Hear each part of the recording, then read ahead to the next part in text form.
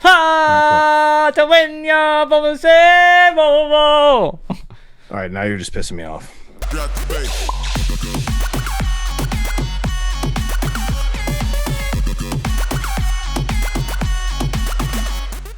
What up, buttons? It's your boys, Adam Stark and Alan Roper. And we ask you, what in the this versus that do those buttons do? Well, before we jump in, we'd like to say, please like and subscribe. Please. Every like brings you it feeds a starving DJ across the world. It only takes 5 likes to keep them going for an entire month. Sounds like a lot of commercials I've seen that I don't believe either. Yeah. I'm a skeptic. Away. At least hit the subscribe button. That's all we want. Yeah. But yes, we also got a Patreon if you guys want to join that.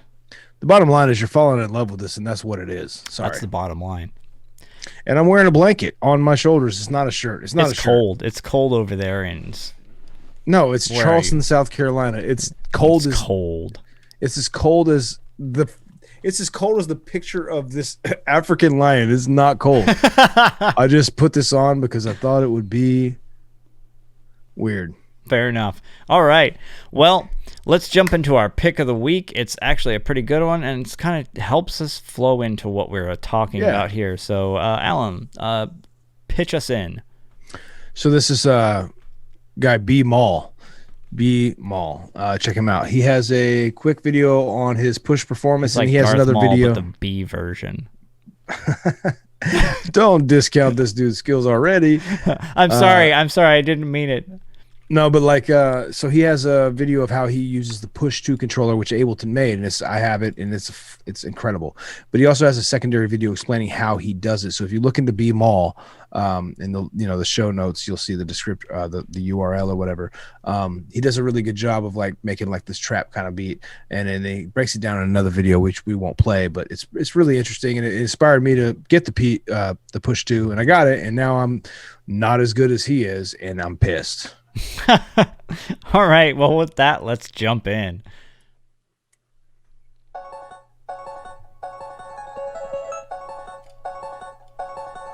Oh yeah, this looks pretty good on those speaker stacks. Pitch bend. I didn't know that it had a pitch bend on it. It's sick, bro. Live it's looping. Making me want to get one now. It has everything.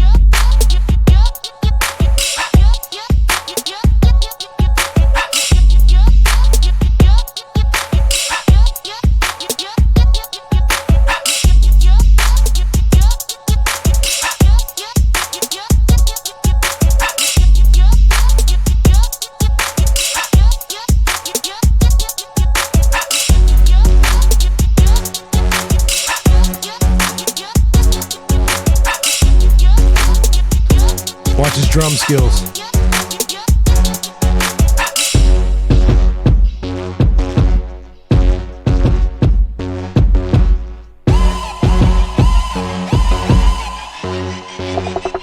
This is sick.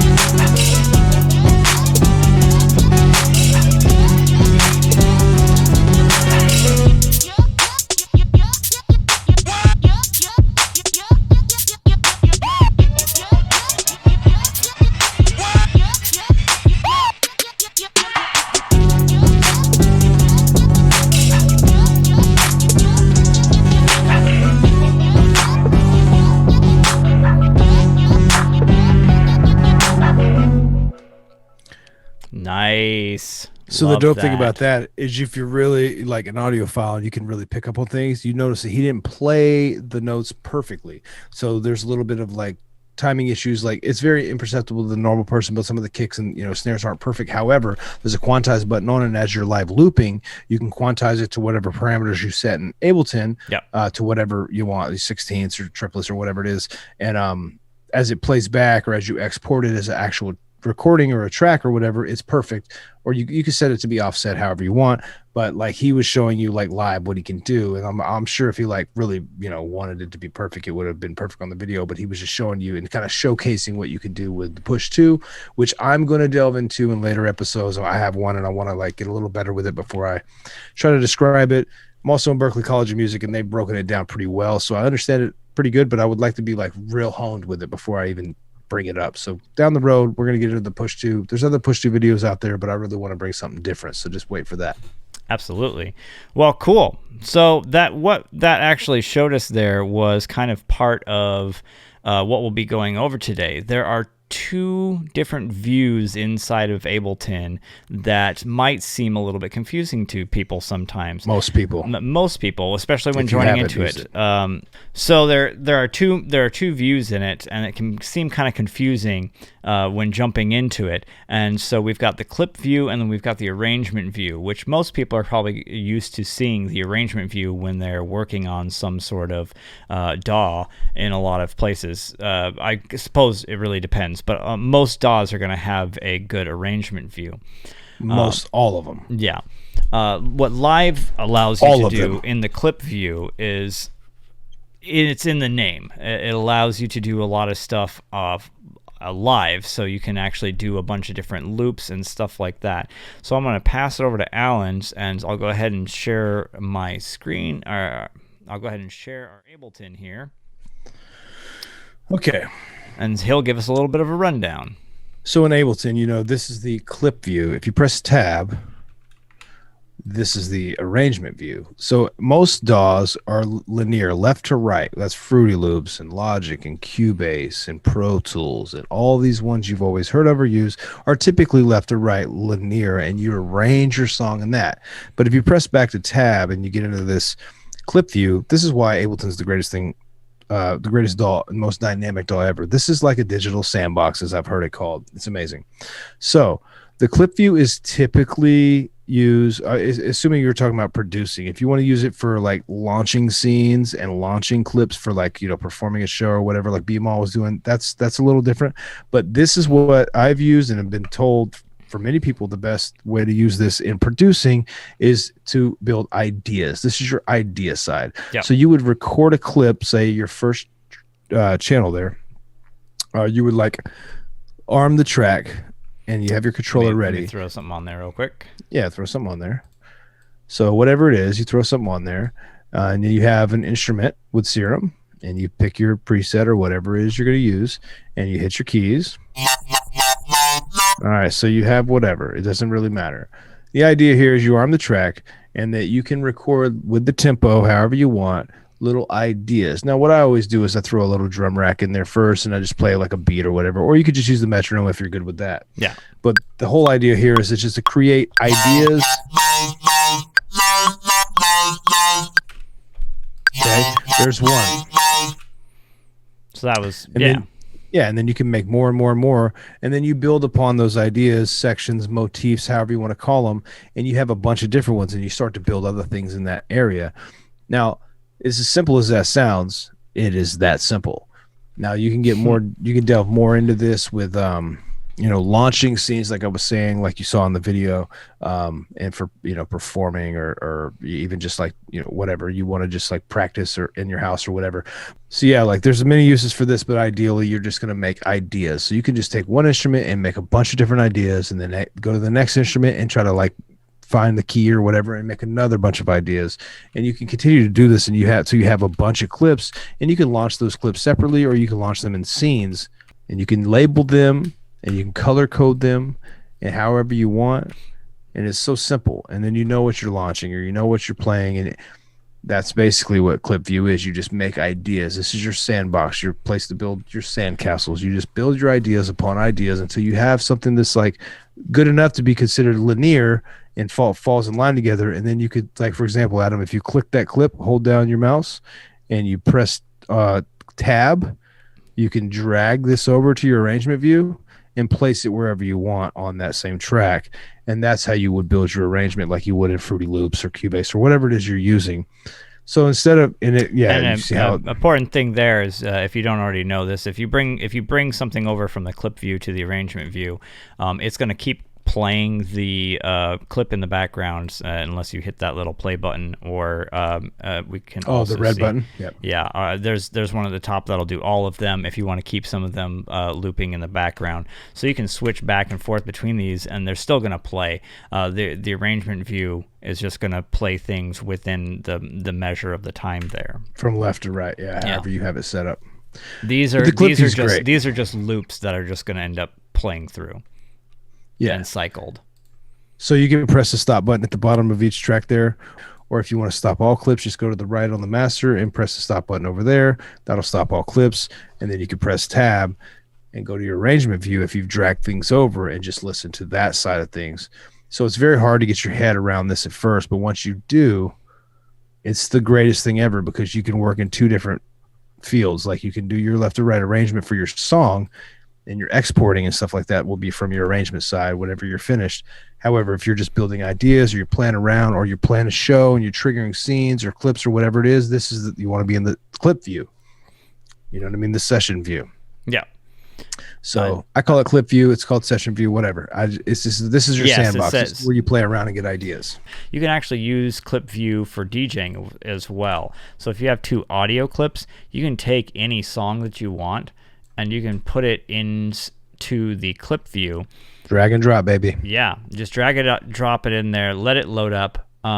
It's going to, we can talk about this stuff later, but yeah, basically, warping and sampling is coming later. If you set up your clip so that it actually is warped correctly, and this is where that kind of the mix work of DJing on vinyl versus DJing and something like live is, you're able to, if you set up all your clips and tracks or stuff like that, and you warp them ahead of time so that they're all in time, you don't have to worry about beat matching as much. You can actually spend the rest of your time working on adding stuff to the effects, to the mixing, to the different things that you add in clips, stuff like that. I mean, unless you're a complete baller and you can just do that with beat matching also, which is known to be done.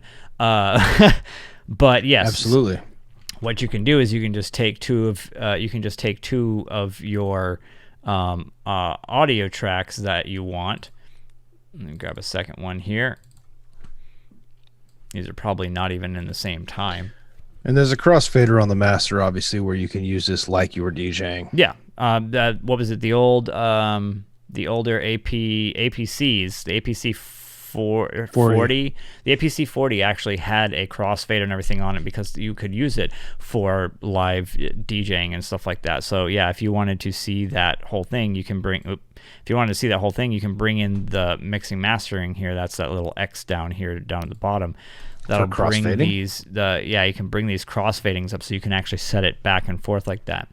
So and you could assign your sends to A or B or whatever. Yeah, exactly. So yeah, I mean, and once we get into warping and sampling in another episode here soon, you'll get a little more understanding of how those things line up. If you have different tempoed songs, and how you can warp them through Ableton, or you can do them by hand if you don't like the algorithm, and make a match for your own session. Yeah.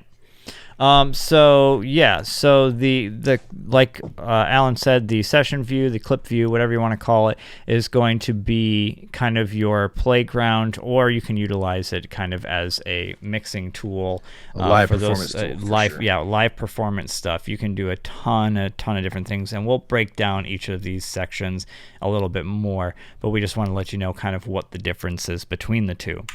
Totally. We're going to get into follow actions and clips, and how, like, performing, you can automate things to do certain things, almost like you would automate in an arrangement view with, leveling or whatever.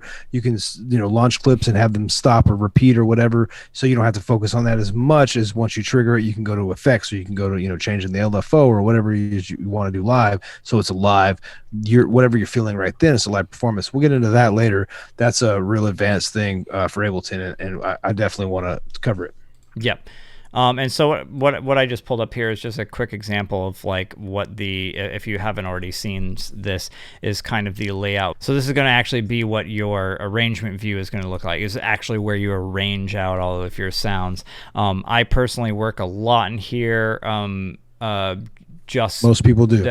That's kind of what I'm used to with that, because I don't use my trigger pads and planning out stuff like that as much as I actually should. It would probably help me with a lot of the creations, but oh man, it opens the door, man. I'm telling you, it does do a lot. But so with these, this is kind of what the arrangement view looks like. So you could have each one of these, and you bring these in to, do their to lay out an entire song, and this is where you would kind of finish everything if you're not doing a live performance.